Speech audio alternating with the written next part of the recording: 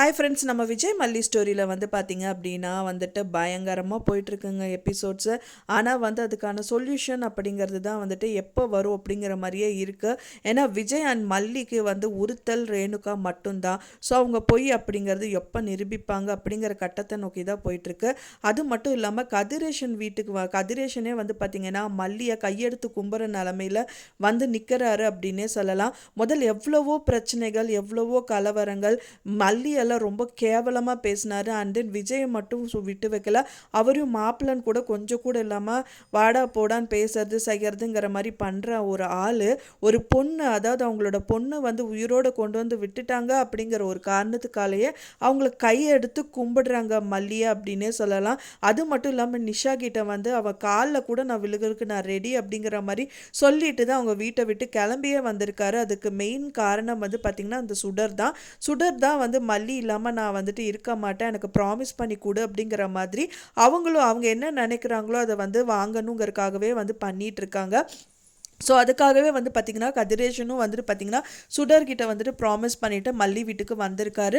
நீ அங்கே வாமா அப்படிங்கிற மாதிரியெல்லாம் கேட்குறாங்க. மல்லி நான் எவ்வளவோ பண்ணியிருப்பேன் மாப்பிள்ள, நீங்கள் பெருந்தன்மையாக வந்துட்டு அங்கே கொஞ்சம் வந்துருங்க அப்படிங்கிற மாதிரி விஜய்கிட்ட வந்து பேசிகிட்டு இருக்காரு. நான் அங்கே வந்தால் நல்லா இருக்காதுங்க அப்படின்னு சொல்லிட்டு மல்லியும் கேட்குறாங்க.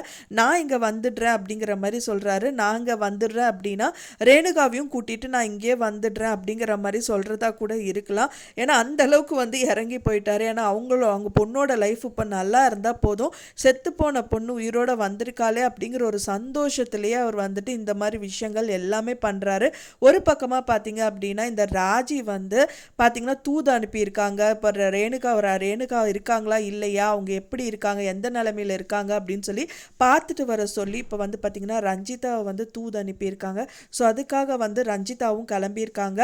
அவங்க சும்மா இருப்பாங்களா? கரெக்டாக இவங்க வரும்போது இவர் நன்றி கொடுக்கறத பார்த்து கண்டிப்பாக வீடியோ எடுக்க தான் போகிறாங்க. ஒன்ஸ் வீடியோ எடுத்துகிட்டு ராஜிக்கு வந்து அனுப்ப தான் போகிறாங்க. பாருங்கள் ராஜிமா, இப்படியெல்லாம் நடந்துட்டுருக்கு, என்ன இந்த ஆள் இவங்கிட்ட எல்லாம் மல்லிகிட்ட எல்லாம் போய் கையெடுத்து கும்பிட்டுட்ருக்கான் அப்படின்னு சொல்லிட்டு வந்து கண்டிப்பாக அவங்க பேச தான் போகிறாங்க. அண்ட் தென் வந்து பார்த்திங்கன்னா ரேணுகா இருக்காங்களா இல்லையா அப்படிங்கிறதெல்லாம் வேகு பார்த்துட்டு வரணும் அப்படிங்கிறதுக்காக தான் வந்து அவங்கள அனுப்பி வச்சுருக்காங்க.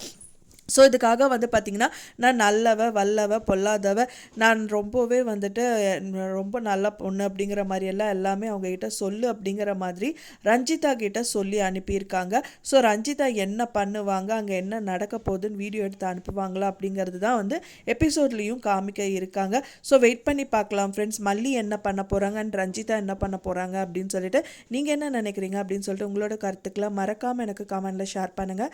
நான் சொன்னது தகவல் உங்களுக்கு பிடிச்சிருந்தா மறக்காமல் லைக் பண்ணுங்கள், ஷேர் பண்ணுங்கள், கமெண்ட் பண்ணுங்கள், சப்ஸ்கிரைப் பண்ணுங்கள்.